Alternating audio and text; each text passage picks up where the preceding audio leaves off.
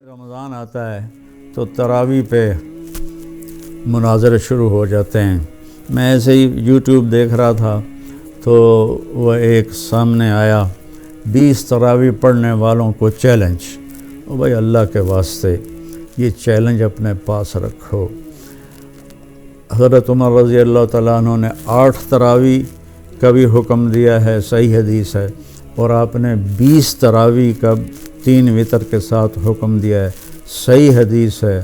کوئی اس پہ عمل کر لیتا ہے، کوئی اس پہ عمل کر لیتا ہے، دونوں ٹھیک ہیں۔ باقی یہ نوافل ہیں، کوئی 20 پڑھو 40 پڑھو، اہل مدینہ 40 پڑھتے تھے۔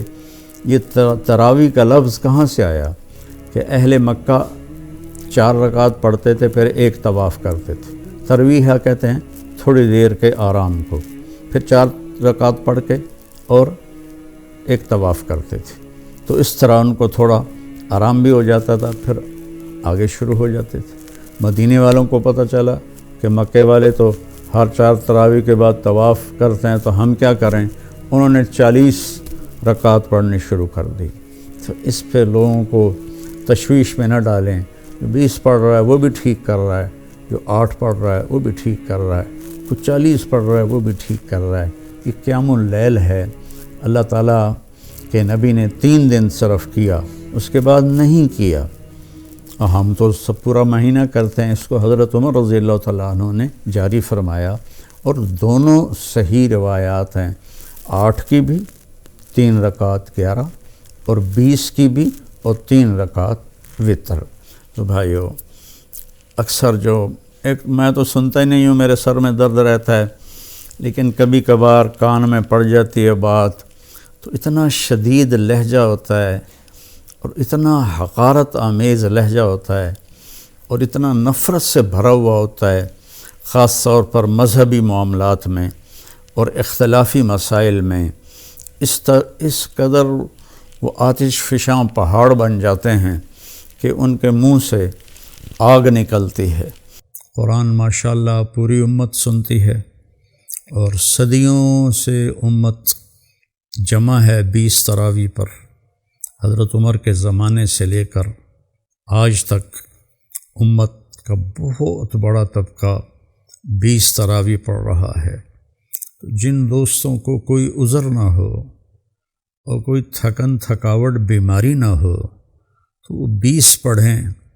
بہت سے لوگ 8 پڑھ کے باہر نکل جاتے ہیں، تو وہ اپنا نقصان کرتے ہیں۔ میں یہ نہیں کہہ رہا کہ انہیں گناہ ہوگا، میں یہ کہہ رہا ہوں کہ انہیں نقصان بہت بڑا ہوگا کہ انہوں نے 24 سجدے انہوں نے ضائع کر دیے، جو بعد میں انہوں نے 12 رکعت میں پڑھنے تھے، اور وتر کے سجدے بھی باجماعت ضائع کر دیے۔ تو نوجوانوں سے، صحت مند لوگوں سے میری گزارش ہے کہ امت کا عمل 20 پہ رہا ہے، 20 پڑھنے کی ہمت فرمائیں۔ ہر سجدے پر ایک حدیث میں آتا ہے 1500 نیکی لکھی جاتی ہے، تو 20 کے 40 سجدے اور 15 چوکی 60,000 نیکیاں ہر بندہ گھر لے جا سکتا ہے۔ کسی کو عذر ہے، معذوری ہے، وہ 8 پڑھ لے، 10 پڑھ لے، تو وہ کوئی اس میں گناہ نہیں ہے۔ اللہ تعالیٰ لیکن جتنی مشقت اٹھائیں گے اتنا ہی اللہ ہم پہ راضی ہوگا۔ کثرت سے تلاوت کریں قرآن کی۔ بخاری شریف کی روایت ہے، کانا رسول اللہ صلی اللہ علیہ وسلم اجود الناس، اللہ کے نبی سب سے زیادہ سخی تھے۔ وَأَجْوَدُ مَا يَكُونُ فِي رَمَضَانَ حِينَ يَلْقَاهُ جِبْرِيلُ يَأْتِيهِ كُلَّ لَيْلَةٍ فَيُدَارِسُهُ الْقُرْآنَ، اور رمضان میں آپ بہت زیادہ سخی ہو جاتے تھے۔ جب جبریل آتے تھے روزانہ رات کو، آپ جبریل کے ساتھ قرآن کا دور فرماتے تھے۔ تو یہ واحد نبی ہیں جن کے پاس اتنی کثرت سے جبریل تشریف لائے، ہر رات تشریف لاتے تھے۔